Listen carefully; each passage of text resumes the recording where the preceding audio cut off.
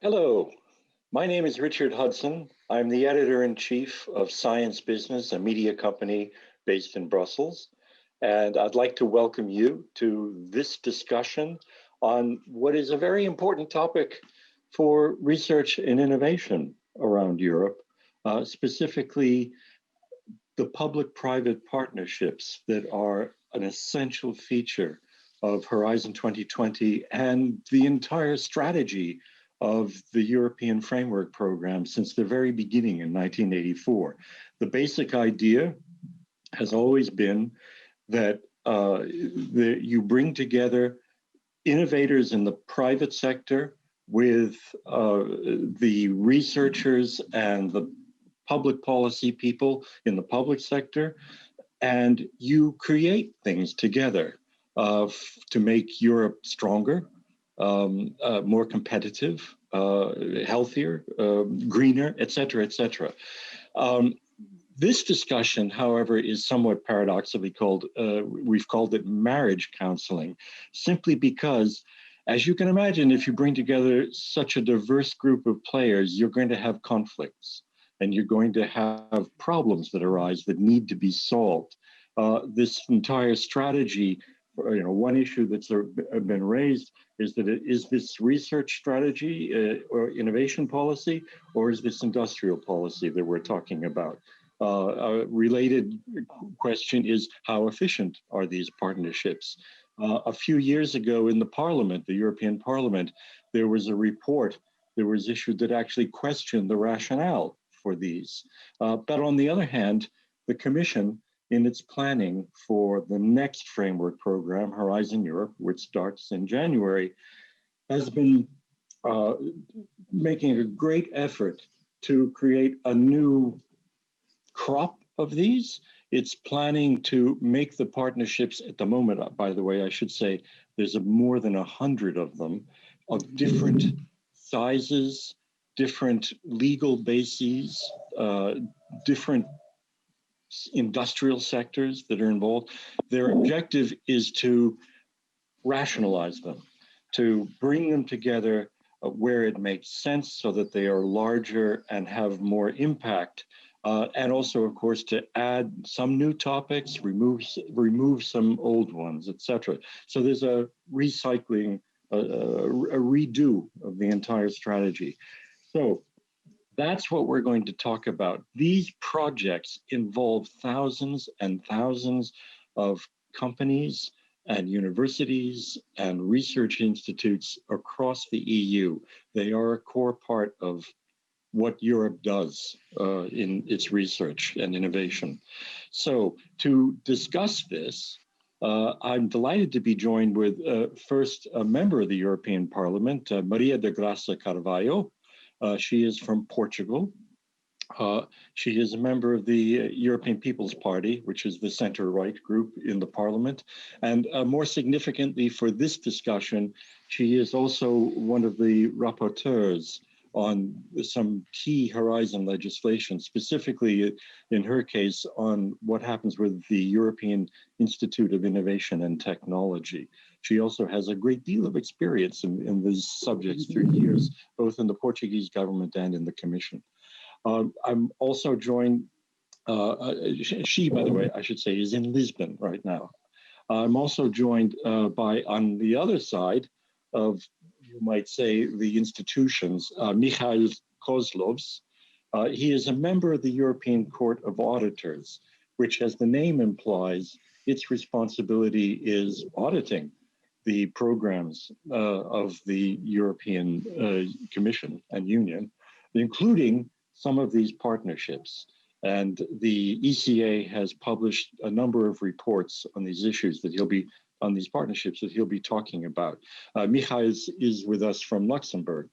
In addition, we're joined by Magda Glebus. Magda is the Executive Director for Science Policy and Regulatory Affairs at EFPIA, which is the European Federation of Pharmaceutical Industry Associations. Magda, I hope I said that right. She is also, and the reason why she is here with us, she is also at the core of one of the largest of these public-private partnerships called the Innovative Medicines Initiatives, which she will tell us about shortly. And lastly, we are joined also by Nicolas Brahi. He's the director of Hydrogen Europe. Hydrogen, as those of you who have been watching the news lately, is suddenly, well, not suddenly, he would say, but extremely topical. It is what the research and innovation in the field of hydrogen, clean hydrogen for power and other applications is a critical part of the Green New Deal, that the Green Deal that the Commission is now proposing. And Nicola will tell us about their existing partnership and what is to come. So these are the speakers. I have just said who you are, but Magda, let me start with you. Tell us a little bit more about what is the Innovative Medicines Initiatives and what are you doing with it? Thank you, Richard. So the Innovative Medicines Initiative is probably the largest public-private partnership in biomedical research worldwide. It's not just Europe, it's really worldwide. Europe has pioneered this new way of bringing competitors, many companies together, bringing them around the table, helping them to define a pre-competitive space, and then in collaboration with best scientists from Europe, from academia, from the regulatory authorities, health authorities, to together define problems and accelerate translation of ideas into medical solutions that would reach the patients much faster, optimize research, optimize development, and make sure that research delivers better quality to the patients and to healthcare systems.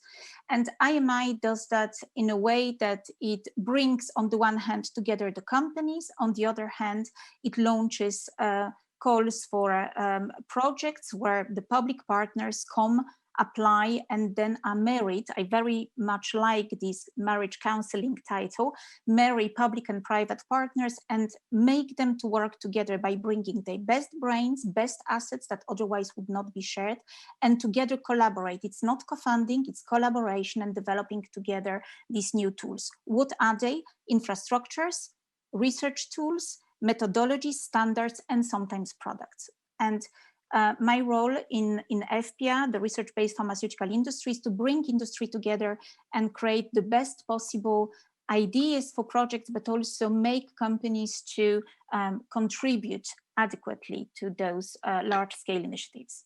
Magda, can you just give us a few examples of specific topics that have been researched under IMI? Of course.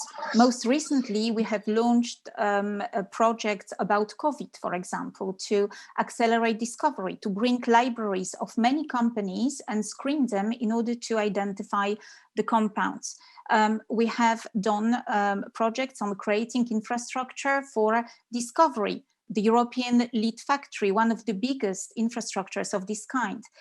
We are today doing projects about optimizing clinical trials, where rather than doing clinical trials, each company in their own silo, to bring companies together and to run trials in parallel in a basket. Something for what kinds of diseases? For what kinds of diseases are these trials? So IMI goes through all therapeutic areas, from neurodegeneration, antimicrobial resistance, diabetes. A lot of the IMI funding was spent on infectious diseases, but the other biggest area is neurodegeneration, diabetes, but also safety and big data and everything that is related to better exploitation of data and knowledge in science. Okay, all right. So we'll come back to this in just a moment in some more detail. But Nicolas, if I may turn to you now, tell us about Hydrogen Europe and the partnerships, the partnership that you currently have. Yeah, so our partnership has a number of things in common with IMI and a number of things which are a bit different, which are due to the fact that the pharmaceutical sector existed and was already a very solid sector before the partnership was created, while actually the hydrogen sector was not at such a sector, but a series of small companies scattered in many sectors. And in addition to doing things which are in common with IMI, which is to bring together all the industrial actors and the research sector to try to define priorities and guide the Commission. in defining where the funding should go. The partnership has had this particular effect to create a sector. So I think 10 years ago, 15 years ago, nobody thought that there would be a hydrogen sector. There was a number of people dealing with an electrolyzer, with a fuel cell, a few technologies, some of them in a kind of small research center into a car company, some other one in an oil and gas company, and another one in a startup. But these people didn't know that they were part of something common, which was an hydrogen sector, which was supposed to become a key part of the decarbonization of Europe. And I think the partnership has had this capacity to bring these scattered and forward-looking actors together to tell them, you are an emerging sector, you need to work together and you need to define together what you want to do to become a big and useful sector. And I really believe that the partnership, in addition to all its rationale of funding research and trying to identify where to fund research, has create and structure an ecosystem. And actually the association I represent, Hydrogen Europe, is somewhere at the origin of the partnership, but is also the result of the partnership, because when we started, there was 50 companies meetings occasionally to discuss, and now we are 200 companies, including very large companies, and we meet on a daily basis. We discuss about business while continuing to discuss about research for the future. Okay, Nicolas, this is a really naive question, but I'll ask it. What, hydrogen? Give us some examples of what it is, the specific research that's happening. But before discussing about research, you need one word or two about hydrogen. So we come from a world where 80% of our energy is coming from fossil fuel. And we want to go to a world where 80% of our energy will come from renewable resources if you want to decarbonize Europe. If you produce renewable energy, most of it starts as electricity. That's a good news because you can electrify many things and you can reduce drastically the emissions. But you cannot electrify everything because it's difficult to transport electricity. It is very difficult to store electricity for long duration. And there are a number of end-use applications, moving a huge truck, melting iron ore to make steel, and all this kind of thing that you cannot do always with electricity. And hydrogen is the way to convey renewables everywhere where pure electricity through wires or battery cannot go. This is the challenge. So it's about replacing part of oil, part of gas, part of coal in different sectors.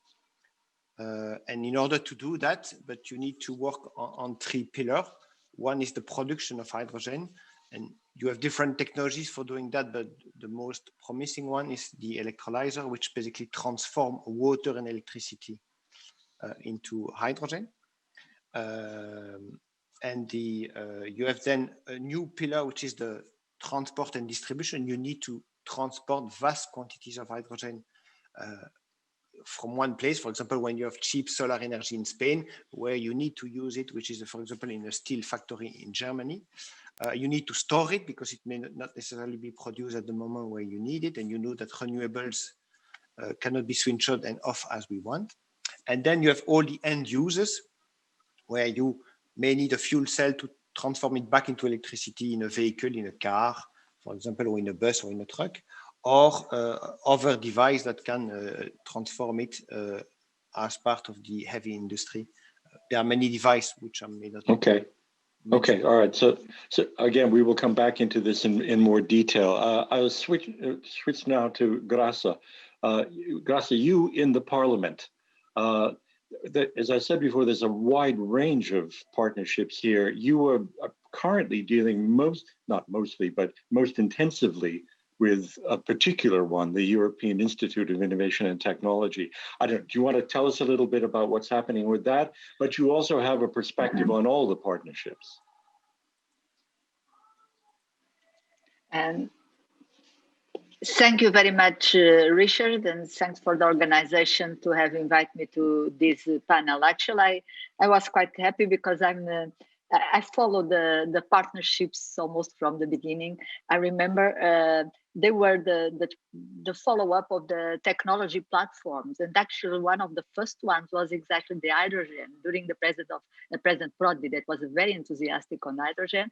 And in 2004, I was minister, and when he launched the idea of the first platform that was after gave to the commission has started working on in this idea of the partnerships that came out in 2007 to be a reality. But the first idea was in a big meeting in 2004. He invited me to as a minister. I was minister at the time, to talk in name of the member states. And I remember very well, was an important meeting where this idea of the public-private partnership as a more sustainable long-term the example was exactly the hydrogen.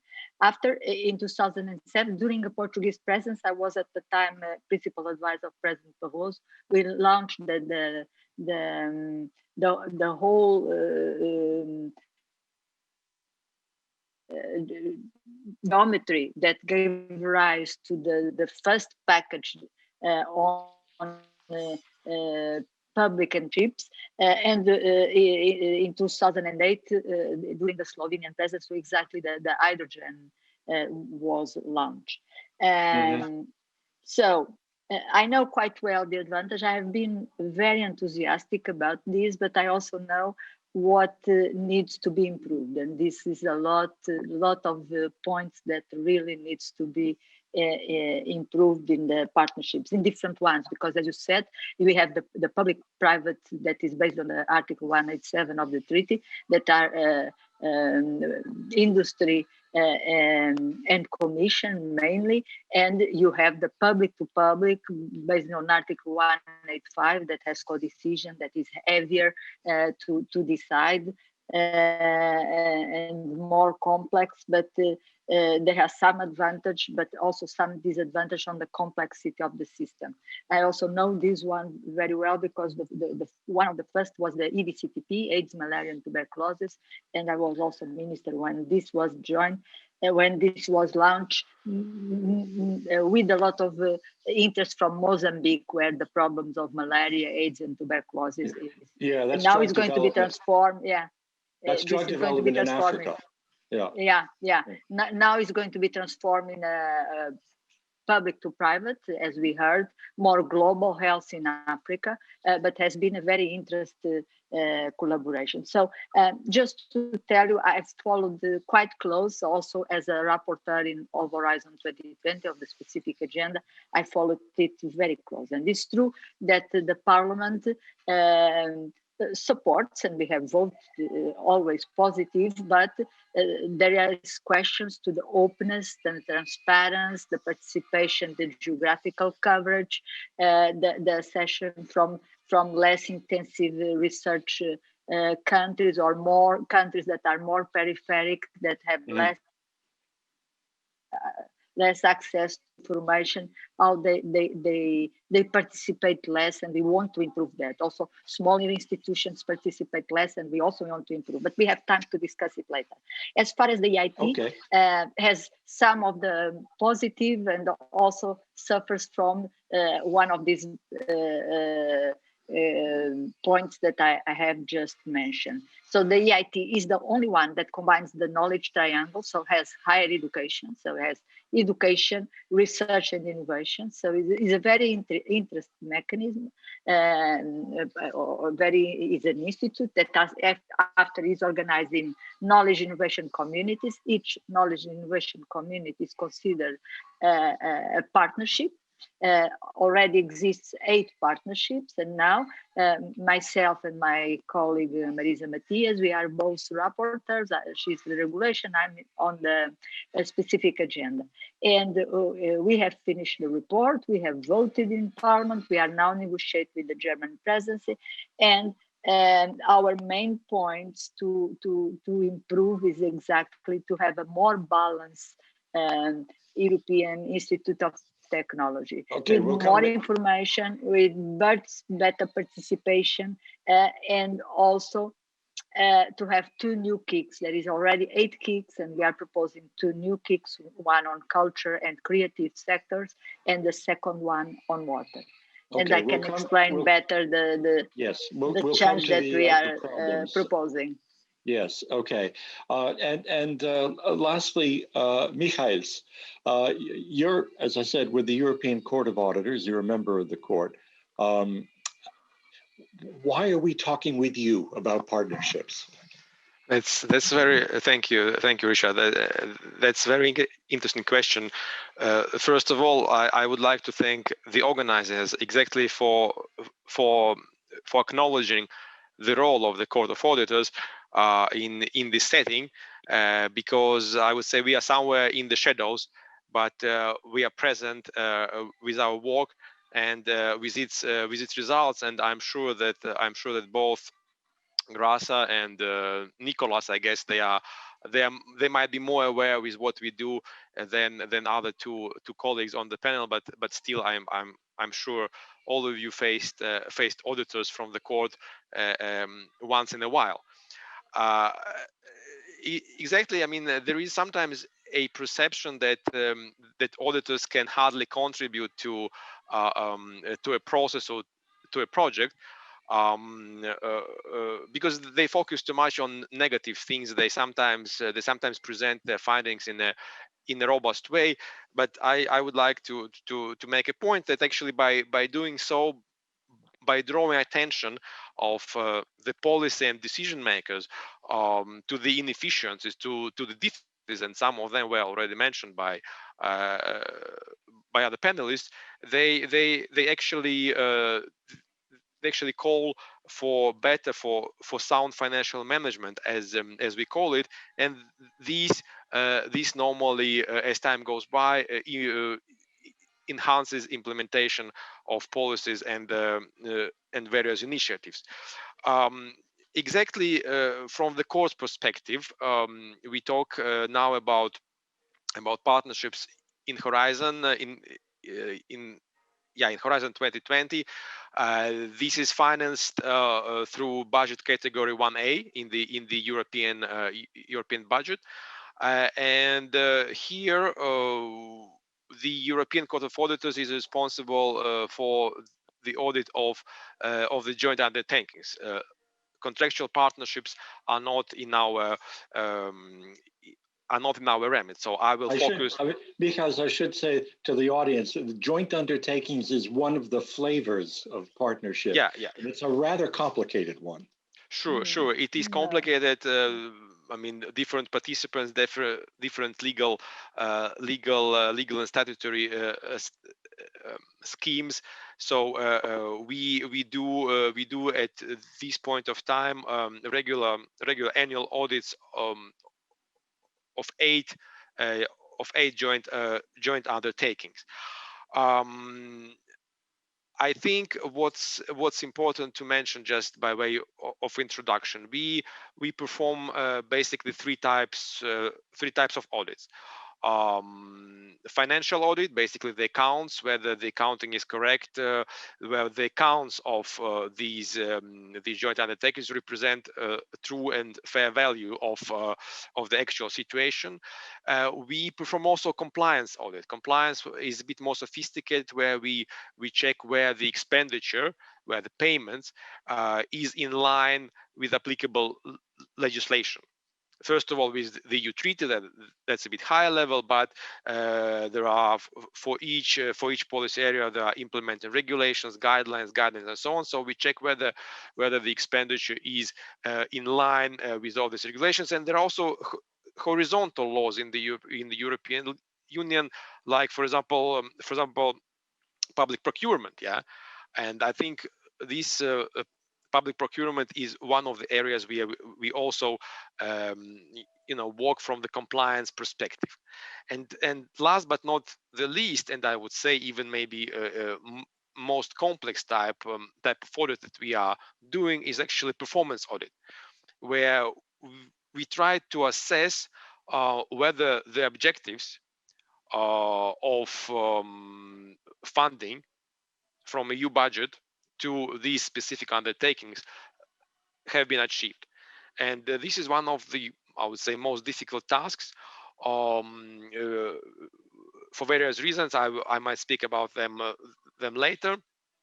But I think this is something that is important also for the policymakers, because I may say in very general terms that from the financial and compliance point of view, we don't discover, many sexy things, I would say, because at this point in time, obviously, in the European Union, the budgetary management is at a high level. From the performance point of view, we are venturing more and more in this area, and there I think there are several areas where the improvements could be made. And as I said, I might touch upon them in our later discussion. Maybe there's also a question, why should we audit? Why? I mean, isn't it enough that the European Commission, through its regular evaluation, delivers this assessment? Here, I would say that the external audit is one of the requirements of the good financial management, and it also has to do with the amount of money that the EU budget actually contributes to each of the joint undertakings. I think in the current financial framework, we talk about almost 7 billion euros that goes to the European joint undertakings. So this is one thing, and also another thing, that European Union takes these commitments on a continuous basis. It's a long-term process. So there is a need to monitor also from the taxpayer's point of view that these resources are used in the best possible way. And this is what basically the performance auditing is all about. Okay. All right. Okay. So now, we are all introduced, but explain to me and the audience. By the way, I should say some questions are starting to come in from the audience, which we will get to. So please do send us your questions. But the question for me is simply, why do we have these partnerships, these public-private partnerships? I mean, surely, particularly the ones that involve multinational companies, why do we do this? Have the Commission involved with engaging them? What's the objective, the purpose of this? Anybody want to go first on that? I'm happy to start, if you allow me. And I think, especially in the health area, but in any other area, I would suggest COVID more than ever had shown that we need to achieve three things. We need to have a resilient and strong European research ecosystem in order to speed the translation of ideas into products, into impact, and to have that impact. So these are the three things. And when I say strong ecosystem and acceleration, ecosystem means everybody in the ecosystem, including industries of various sizes, small, big, including academia, including decision makers.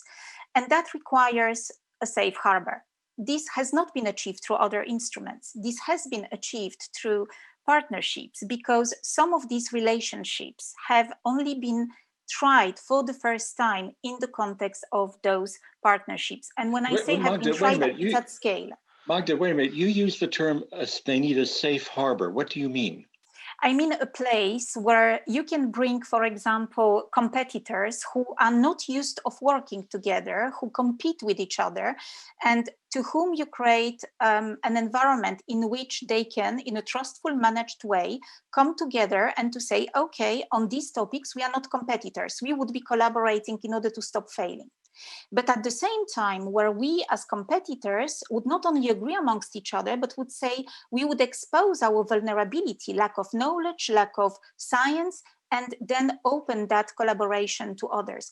I should say that as far as IMI is concerned, before we've created this partnership, companies would not work together on topics like let's do discovery together or let's do development together. That was just simply not happening. We've pioneered that, and now this becomes part of the culture. So in order to have this real ecosystem, accelerate translation, which would not happen if one of the players in the ecosystem is not there. If you miss academia, if you miss regulators, if you miss industry, if you miss patients, in our ecosystem, things would not be accelerated, would simply not happen. For that, you need a place where we can play together, play in the positive sense of the word, and where the interests are managed, where the interests of public and private, of healthcare systems, patients, and research imperatives can be managed and brought together. And Magda, that's what these partnerships have done. Magda, elsewhere in the world, are there programs like this? They didn't exist when IMI is created, and not during the first 10 years. I think COVID has accelerated a lot of this now. People are actually trying to mimic that and do it, but to the scale and to the way that IMI and the European Commission was able to facilitate, that it's still today unprecedented. And we are really very proud of that we were able to show the way. And even though there are problems, I'm not claiming that everything is perfect, at least we are making the steps that nobody else was brave enough to take. Japan, US, China, they do not have this type of partnerships yet, but they are coming. So we should be careful not to lose that. So the creation of an ecosystem, the safe harbor that you mentioned to permit this. Well, why the rest of you? Why are we doing these? Can I? I think that I fully agree what was said, and I would add that is implicit, but I would like to stress is the long term and the sustainability of the project. So it gives the guarantee that it doesn't stop in 3 years, because until now we had in the FP6-7 horizon 3-year projects, probably with some extension of 6 months, but not more than that. You don't know what happens after. There, it gives a guarantee at least of 7 years and the continuation that the industry will invest, because there is a long-term perspective. That it makes also a lot of difference. After the rules of the governance, as was it said, is adapt to make sure that industry has an important say. So that was not possible under the general rules of the framework program, for example, on Horizon 2020. Another point is that make possible to increase the critical mass of funding. So it's much easier to put together the private funding with the European Commission, with member states, now some of them with other organizations like foundations and NGOs.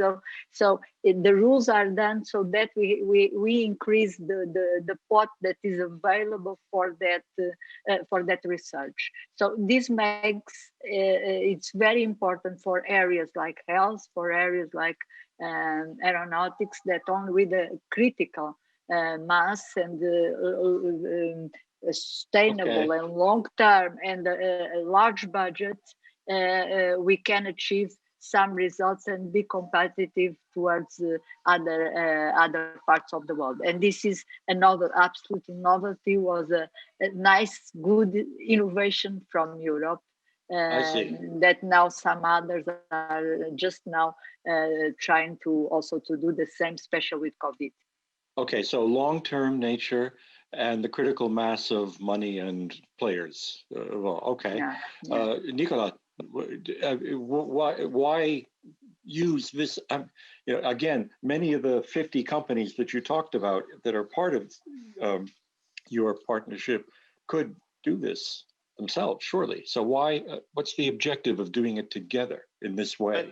But first of all, let's go first to the rationale of public funding research. So why do we do public funding research, and what are the difficulties of public funding for research? So we do public funding of research because we realize that if there was no taxation of people and reinjection of money in research, private entity would not invest enough in research innovation, or probably not everywhere. There were some places where the return on investment is too short, too unsecure, or too long term, that they would not invest. This is why we tax people and we entrust the public authorities to allocate money to fill these gaps. But the challenge is that civil servants, whatever their level of intelligence and knowledge, don't know exactly where to put the money. That's a shocking admission. Oh my goodness. So, but this is the rationale of public research, but it's also the rationale of a public-private partnership. So when you're a civil servant or a politician, you need to invest in detailed money for research. You don't know what to do. So what do? You need to counsel people. And actually, I would like to attack the myth that these partnerships are a club of secret industry. To the contrary, when you are in a partnership, you know who, you bring all the industry together, you force them to make a multi-annual research agenda for 7 years. You need to force them to create a process where they will invest all stakeholders to work to prepare the annual priorities. This is transparent and this is guided by the best people in the sector. If not, you have a civil servant which pick his phone and consult some friends. And that's how it is done because he doesn't know what to do. So I tend to believe that partnerships are much more transparent and actually give a better steer in where the money should go than when you have no partnership. I should add, Nicolas, we should add perhaps for the audience that you used to be in the commission. Yeah. So you dealt with this problem. I have been a civil servant trying to be smart and struggling to find good ideas, yes. The other national thing is this idea of safe harbor or this idea of a long-term commitment. Two things on this. Let's remember that in FP6, there was an observation that big companies were less and less interested in entering into the framework program because they say it is a huge bureaucracy. Usually we are not very much like, everybody prefers research and SMEs, and there is a constant change of priorities. With a partnership, you say, we make a forced marriage, as you say, a long-term marriage with a sector. You agree on an agenda and you fix a budget for 7 years. Can I tell you that from any envelope of a framework program, the only envelope which has never been changed over 7 years is the one of a GTI or joint undertaking. All the other envelopes, the Commission is selling them only 3 times. They sell the money at the beginning of the framework program, they reallocate in the middle, and they reallocate at 3/4. The only place where it was never changed, it was, what does it mean? It means that when you're in a company, when you're a big research center, you don't spend your time lobbying for your priority. It is pre-agreed for 7 years. You can try to focus your energy on finding the best topic for research and not fighting for getting money. Well, okay, Nicolas, but wait a minute. Yeah, okay, you said you don't spend your time lobbying for the money, but during the program. But what does happen is that the industry does lobby for the creation of the joint undertakings, and that's where some of the criticism has arisen. Yes, true, completely true. Yes, I'm lobbying to try to have a partnership on hydrogen, but it's public. It's public. Every correspondence that I write to the Commission can be accessed by access to document regulation, and it will go through the Parliament and it will go through the Council, which will judge on whether the partnership is valid or not. Okay, but Michals, before we come to you, let me just read one of the questions that came in because it's very trenchantly written, I should say. So I'll give it to you unvarnished. Okay, so according to many in DGRTD, money spent on these partnerships is wasted money because it places industry in a comfortable place. They do not have to invest their own money rather than public money, in spite of the fact that they have to contribute, but less than in the absolute, et cetera, et cetera. So they are redistributing profit. So that's more than happy to answer. So what do you think? All of you, what do you think of that? Can I be provocative 1 second? Yeah. The job of people working in DGRTD, and I've been one of them, so I include myself, and I work in this, is only justified if you think it's a very pretentious job, in fact, because you are taxing people and saying, we public authorities know better where the money should go. So you tax people and you give it to researchers, but also to big companies so that they invest in places where they would not go if they were only submitted to the market forces. So if they question this, fine, but they question their very existence. I'd like to add to that, and I wouldn't be as maybe provocative as is Nicola, but I would like to highlight this. What he said is very true. People question the value of those partnerships, not necessarily understanding that this is, when we say public-private partnership, is co-investment as well. And there is a huge value in that. You know, in IMI, we have co-funded, co-invested 2.5 billion euro, or committed to co-invest 2.5 billion euro over 14 years. And same amount is co-invested by the European Commission. So, you know, this safe harbor where such an investment is made is really very important. We are maintaining companies' interest in spending their initiatives, spending their resources on collaborating with European best scientists in order to drive through Europe fantastic programs. So it is not that, you know, suddenly we are stealing money out of collaborative research. If Europe wants to be strong, resilient, sustainable, as COVID has today shown, we need industries, as Nicola said before, and we need their investments. This is exactly what these partnerships are doing. And we need to attract those industries. So if we call into question the value of public-private collaboration, we question the ability of Europe to have that strong public-private ecosystem, research ecosystem, and deliver better value to European research and to European patients and to European citizens. So I think we would never convince those who think that public-private collaboration is evil. But I would just like to say, people shouldn't think that in European joint undertakings, money just flows in one direction. In IMI, industry is receiving €0. We are all investing. But even where industry is receiving money, companies are investing. They are investing their resources. They are often investing their Magda, money. wait a minute. Let me stop you there for just a second. So how does this work in IMI, the money? How does that work? So in IMI, you bring companies together. They define what they are going together to bring in terms of work, assets, labs, people, and the value of that is matched by the European Commission. And this matching funding goes only to universities, small and medium-sized enterprises, etc. None of that money comes to the big companies. But you know, there are partnerships where the money goes to companies, and that's also fine.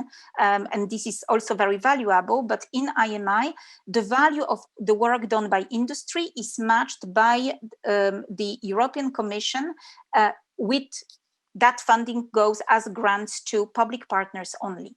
And that brings together 2.5 billion euro from the European Commission, 2.5 billion euro from the industries, all companies and some of our other partners. Okay. If I may chip in very briefly, Richard, on basically why we have partnerships, I think many things that our panelists said boil down to this concept of the European value added. There are many policy areas, and their number is, I would say, is gradually increasing as time goes by, where experience shows that EU is better or can better achieve this objective doing them together than separately. If you take, for example, defense, it's a new priority, and we saw that you know, acting at the European level might bring better results in the economics and finance. Also, the whole Eurozone project, you know, is about this European value added. So I think this concept is key also for research, because research in each and every individual member state also, I mean, with all due respect to the European research, probably would not be able to match, to compete on equal footing with I know, US, China, Japan, and so on. So I think this concept is important. I think Rasa mentioned this idea of bringing into the picture those areas of Europe where this research excellence is not yet there. Yeah, and this is again one of the objectives of doing research together jointly. So I would probably not agree with the idea that the money is being wasted. We found in our work a couple of times that private sector, you know, was at times a bit late with their cash contributions. This is what I found. Not major amounts, but still these can happen. Yeah, but then that's a task of the commission to basically make sure that. Wait a minute. What do you mean late with their cash contributions? That is to say, they promised in the deal they were going to put a certain amount of effort. Yes. So it doesn't mean that they don't pay, but they might be paying late and so on, and this already might have negative impact on the whole project. So and as I said, this might be then the task of the commission to make sure that this actually happens. And obviously there are issues. I think it is understandable to understand how to better monetize these in-kind contributions to make sure that they accounted for in the right way. Yeah, and this is a challenge that we are also looking at in our work. So this is what. So, Michal, actually, if we could, Gasa, we'll come to you in a moment.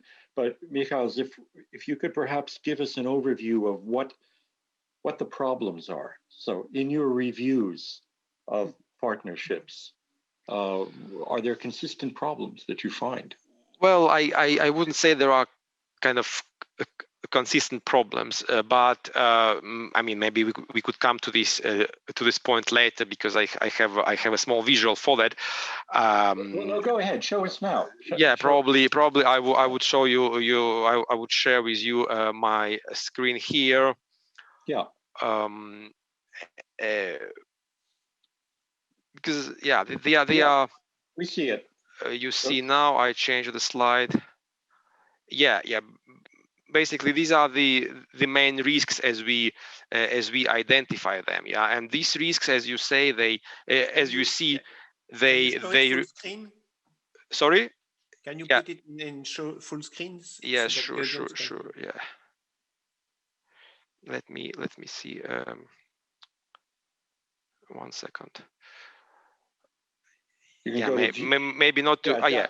It's there. There we go. So I mean, you see them in this brief visual. We have various risks associated with the participants with respect to leverage. Sometimes the leverage objective is too high, set too high, and cannot be achieved. Obviously, alignment and complementarities is a broad risk. Then we have exploitation of research. What do you mean alignment and complement? What does that mean? I mean, when in partnership you have various partners, they have to have alignment. Alignment of interest first of all, and the effort should be complementary, not actually duplicating. And from our risk analysis, we saw that this might be the case. Does it happen? Is it the case? Well, you might ask maybe colleagues from partnerships, do they see any the risk of that kind? Finally, obviously, the achievement of research objectives. It is very difficult to assess because the projects are long-term. This performance metric is not yet always well developed. So it's difficult both for the commission when they contract independent evaluations, and also for us from the Court of Auditors to actually understand whether the value for money has been delivered. Yeah. So this is a very broad presentation of the risks we identified, we found through our work in the last couple of years. But it would be really very interesting to see what other panelists think on those risks. Again, Michal, you say those are risks, but in the audits that you have performed, either for any of the three types of audits that you get to, have you actually found that that any of these are a problem? Some of them, yes. I could give you maybe a couple of examples. Okay. A couple of examples from one of the, I would probably not name, the joint undertaking, but the things you see on the slide, they are at a high kind of aggregated level. Yeah. At a more specific level, for example, what we saw in one of the joint undertaking was that substantial amount of funds was awarded without adequate prioritization. EU funded projects without adequate prioritization. Without adequate prioritization, yeah. You mean they didn't make clear why they were giving the money for? Yes, yes. This is a common. This is a common issue in such projects. Then another finding we have is that in the current funding mechanisms, they require basically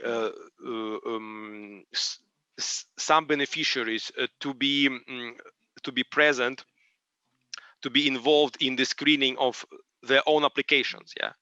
So this kind of might be a conflict of interest, and in this particular case, we identified it and we reported it to the parliament. So this is just to give you a couple of examples what it means, in practice. Well, another issue that was raised, I remember there was the ECA, I think it was a couple of years ago, had a report on one partnership. I'm trying to remember the details, but in any case, there was a main top level point was that the ECA was saying that the partnership rules and accounting were so complicated that people made mistakes, not necessarily intentionally, but because they're mistakes. But the complexity of the joint undertakings and other things was itself a problem. Is that still true? Well, I think here we should balance these things, because on the one hand we want to involve we want to marry, as the title of our panel says, we want to marry a public and private sector, and this marriage, by the way, means that it's not simple, because you need a prenup. Sorry?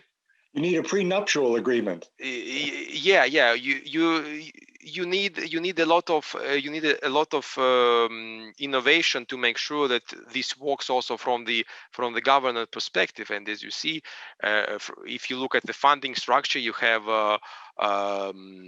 member states, you have the EU budget, and you have the private sector. All of these players, they have different interests, they have different objectives. Some of the colleagues already mentioned this. So but I think to make this all work, we have to make an effort, and make sure that these governance mechanisms actually work. And the work of the Code of Auditors is actually one of the contributing factors, where we draw attention on the things I have mentioned. We report, that's what I didn't say in the beginning. Basically, what happens with our reports, we report our findings to the Parliament and to the Council, obviously within the presence of the Commission and the respective joint undertaking, and then basically there is this decision what to do, how to resolve this particular problem. Okay. Yeah. Okay, so then you've just listed then a series of potential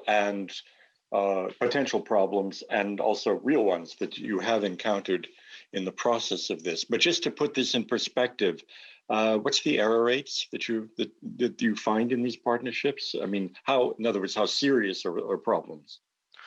Well, yeah, we are now going a bit too technical. I mean, the error rate, we don't calculate error rate in for specific specific joint undertaking, specific entities. We calculate error rate for research as a whole, for the whole budgetary heading 1A, and there this error rate actually fluctuates around 4%. 4%. Which around 4%, where our materiality level is 2%. So when it's higher than 2%, we normally report that this is as a negative feature. Do you have the impression that partnerships are above or below that 4% average? Well, if I reply to this question, it would be just a speculation. Yeah. Okay. I have the figures. I have the figures. For yeah. Maybe. Okay. Go ahead. By the way, can you Michals, can you unshare your screen? Yes, sure. Maybe you can. I'd like to comment on some of that, too. and I think that it's really fantastic to see the Court of Auditors involved and looking at performance and impact, etc. And I'm serious. I'm really honest about it, because I think that if we don't have that level of scrutiny and dialogue, there is no way to improve. Somebody needs to have a look. Somebody needs to scrutinize, and then we can improve. I think some of the risks that you've shown have been dealt with and would be dealt with in the future, in the current partnerships and in the future partnerships. It's good that we have that reminder, but I would just like to question whether we need to look at the usefulness and impact of those partnerships through the error rate, because I'm sorry, the reality is that two worlds are meeting. In the Commission, in the European Union, in the public sector, you plan multi-annually through annuality, and this is how you function. And your objective is to spend the money as effectively as possible. In industry, you have much more flexibility in the way you approach the budget and budgeting cycle. So even that, we look at budgets in a completely different way. Does that mean that it's wrong? No. Does that mean that we need to align and meet somewhere in the middle? Yes. Does that question the value of the partnerships? Not. And you've said that very well. These are risks. We need to address them, and we need to address them together. So I would just like us not to get lost into error rates and accountability issues, because this is not the value of those partnerships. I liked your point about duplication and the fact that you've asked, is there real duplication? So it's very difficult to find where the duplication is. If you look at the topics only, at the names on the face of it, you may say collaborative research and partnerships are doing the same things. But the reality is that you do that in a different environment, you do a different facet. So I'll give you an example. You do a project in collaborative research on tuberculosis. In EDCTP, you would do clinical trials in Africa. In IMI, we would do modernization of clinical trials and to see how public and private can optimize clinical trials. So not running clinical trials in Africa, but looking at the methodology. Collaborative research is looking at how to identify resistant tuberculosis. So tuberculosis is the common feature. But then each of these tools is addressing another facet of it. And altogether... I should add, Magda, just to explain to the audience, what you refer to as collaborative research is the normal... The normal research that the Commission is funding through calls for interest. So I would just like to say, from the 5 risks that you've identified, rightly so, we need to be super vigilant on that. Duplication is probably where we need to look at things differently. We need to see what is the value of a given instrument in addressing one particular facet of a problem, and we are doing that. In terms of complexity, I would say that for me, trying to put a ball in a square hole is a difficulty, and that's where we are. What we have, we try to harmonize all instruments and make them same and harmonized and aligned. And that's where we sometimes lack flexibility to adjust, to adapt, and to make sure that these partnerships that are supposed to attract different people and different organizations can actually deliver. So for me, the problem that we have beyond the ones that you mentioned as risks is lack of flexibility. The system is really very, very rigid. Trying to standardize everything across the board is really complicated. And the bureaucracy today is still disproportionate. And I think that's what we all deal with today in terms of difficulties. Gasta, let me come to you. I want to follow up what Michalis has said. And actually, to say that a lot of our work in the past on the reports from the auditors, as it should be. For example, the EIT, and I have read many of the reports on the partnerships. that were produced. And based on my knowledge from what has been produced in the reports and the many hearings and talking with the researchers and the industry, the things that in my opinion, should be improved and is more or less consensual in the parliament is the question of the duplication. There is here another point that I would like to add, that is a more alignment even with the European policies and with the national and the regional policies. This is not true to all with the same level to all the partnerships, but some of the partnerships are not very much aligned with what is going on in policy making, and they are a bit decoupled from sometimes from the European or from the national and the regional reality. The second point is the dissemination and information. There is not a lot of visibility throughout Europe on these partnerships. We should have more dissemination. After the main problem is the lack of openness, and that is a fact. It's data. If you look at the participation from the 27 member states, if you look at the participation for smaller institutions, and I'm not talking about the ones that are not research intensive, because we have research excellence all over. In aeronautics, you have excellent research in Romanian. But you need to be able to capture that. And most of these partnerships are very concentrated. We need to improve. The framework program suffers from the same, but with a less extent than the partnerships. The partnership degree of concentration is bigger than in the collaborative research.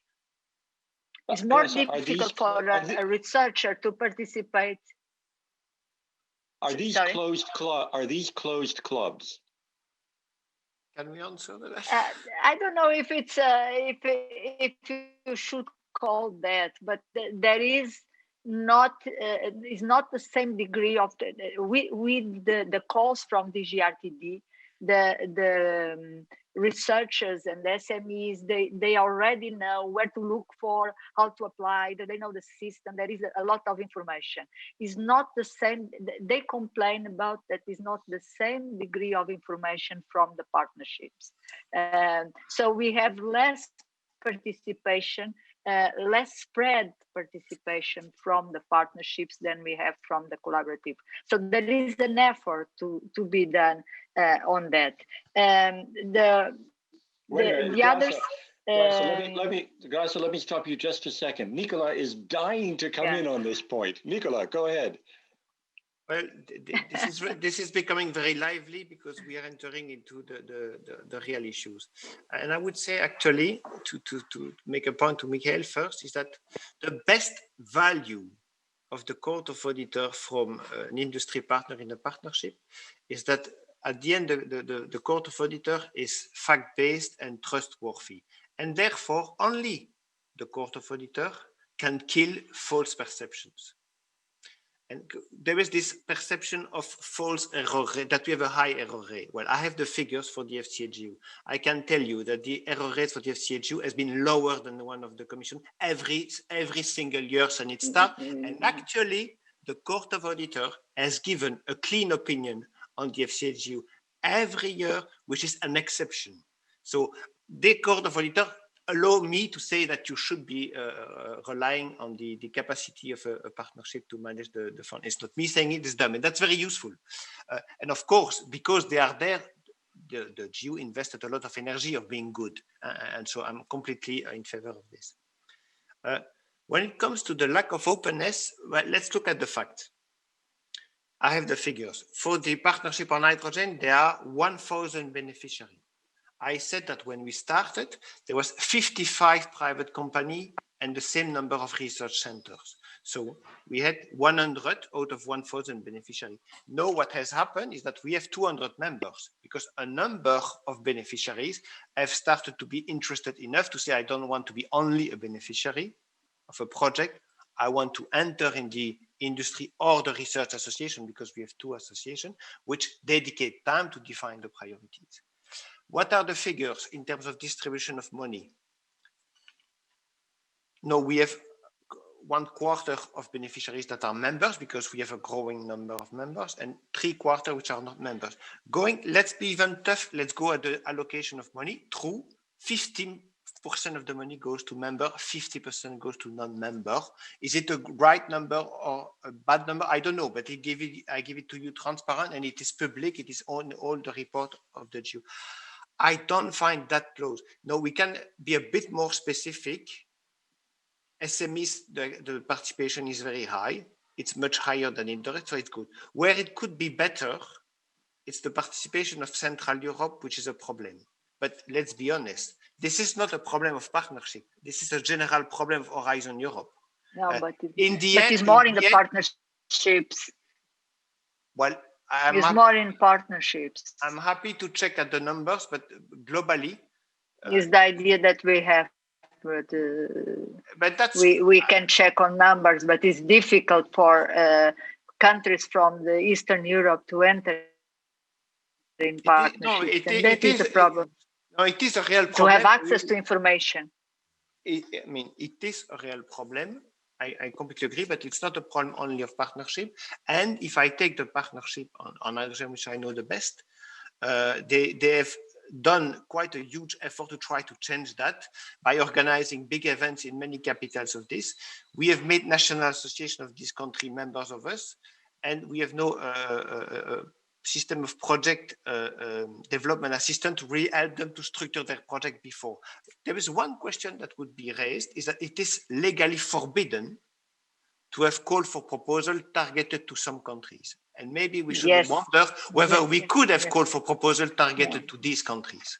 No, but we don't want to target at countries. We just want that the mechanisms that we have in place,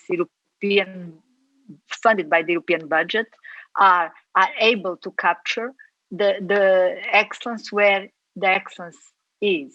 And you have fantastic researchers all over Europe and Eastern countries.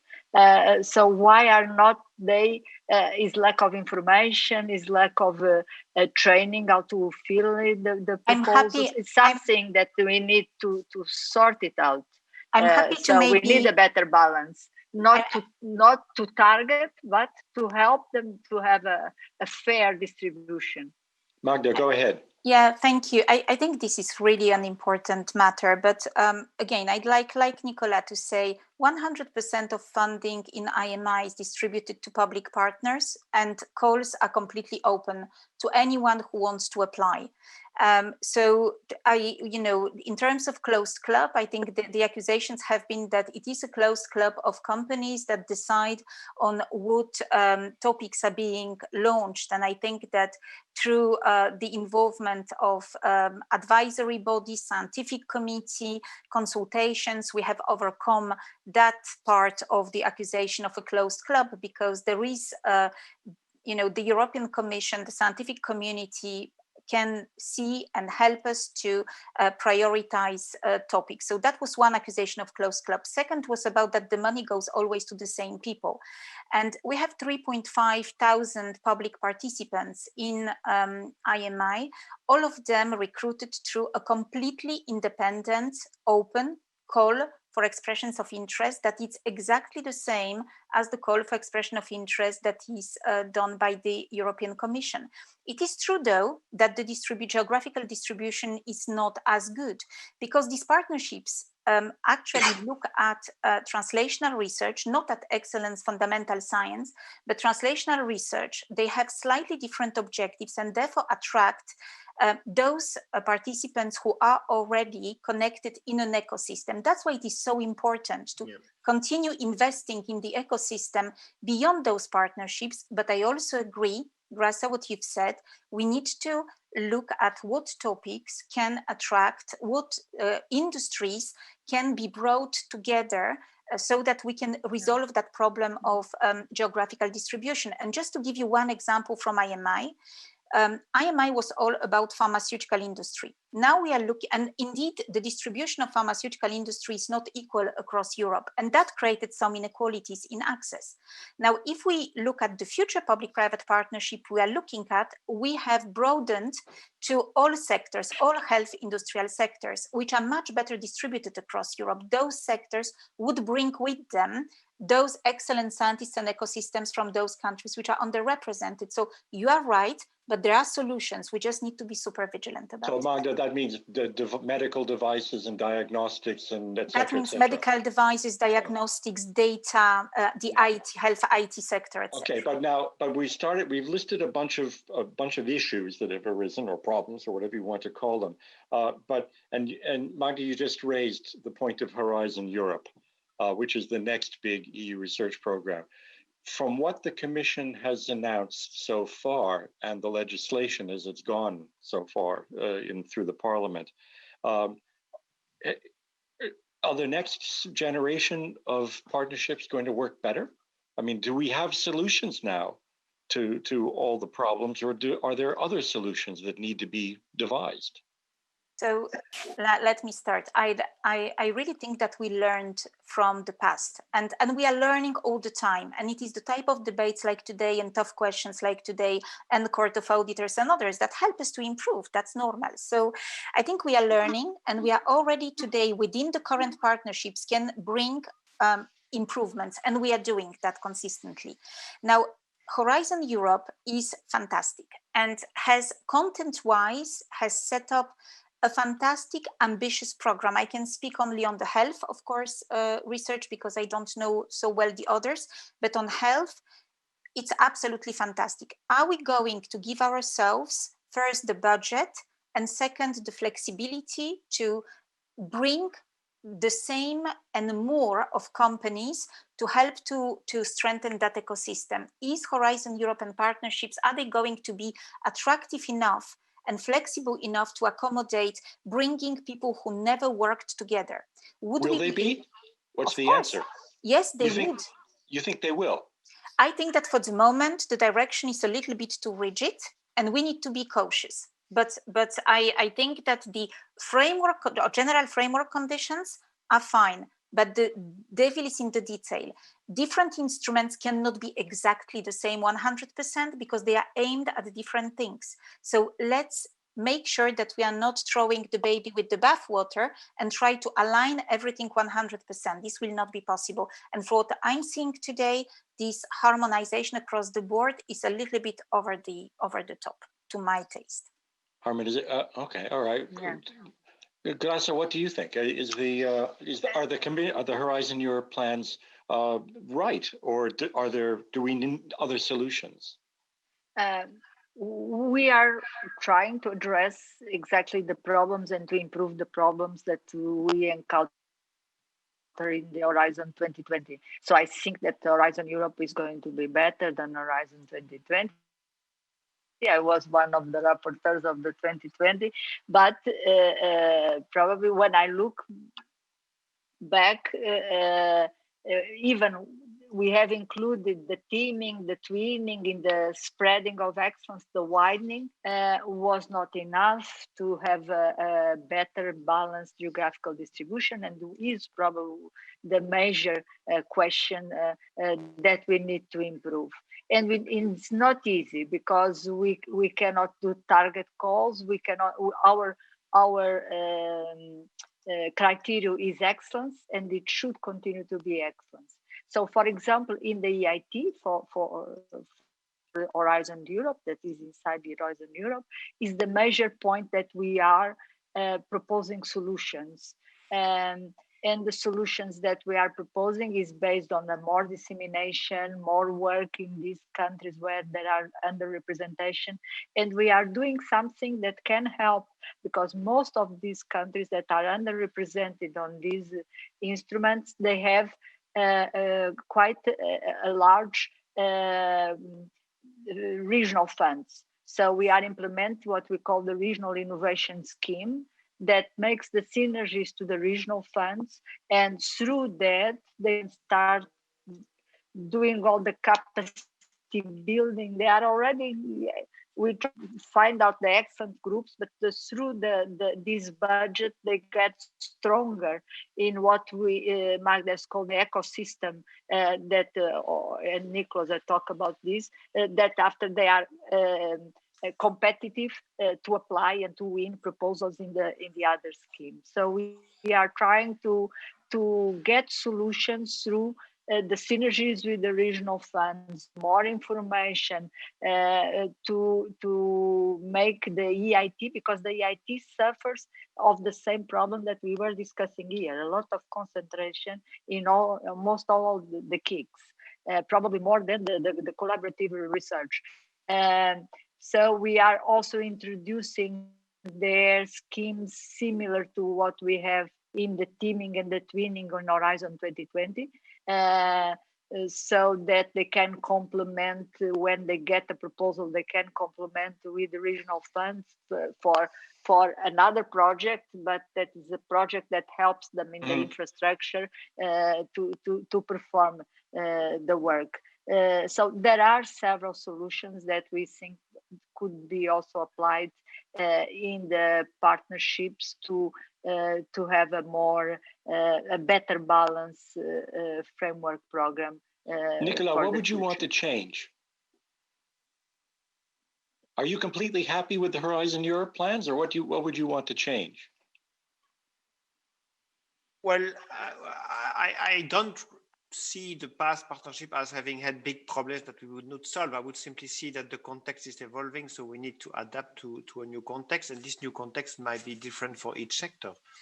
So in our case, we come from being perceived from a quite futuristic technology to being a cornerstone of the climate strategy of the Commission, and therefore we need to deliver. And that changed completely the pressure on us. And that will have a concrete impact on the way the partnership is going to structure, because now a number of other sectors are integrating hydrogen in their strategy. This is the case for clean aviation. This is the case for zero emission waterborne transport. This is the case for 2.0, which is the road transport. Oh, that sounds like duplication. But so it's not, there is no, if you want, but the challenge is that the Commission took the decision to propose to distribute the effort of research, not on the production of hydrogen or the distribution, but the end use. It's also true for clean steel, and to distribute the effort in the different partnerships. And one of our biggest challenge will be to have an efficient coordination between these different partnerships. So on the industry side, we are already discussing on a very regular basis with our counterpart trade association. We hope that on the Commission side, there will be also a good coordination so that we can deliver. And it's not solving a previous problem, it's a new challenge that we need to face. And we try to do it the best way we do, but coordination is always challenging. Okay, Michael, what do you think of the Horizon Europe plans? I mean, I ask you because there is now legislation that's drafted, and part of it under partial agreement, as you know, between the Council, Commission, and Parliament is already done. So the way the program works is going to work is pretty clear already. The big fight is still over money and a few other things, but. So what do you think about the legislation and the plans so far? Well, I think that in this process we participate by providing our opinions when we are asked, and in some cases we are asked. So we will be able to advise the Parliament and the Councils, the co-legislators, on what elements based on our past experiences would be needed, they would need to embed in the design of the new programs. And I think one of the main advice from our side would be that there are much better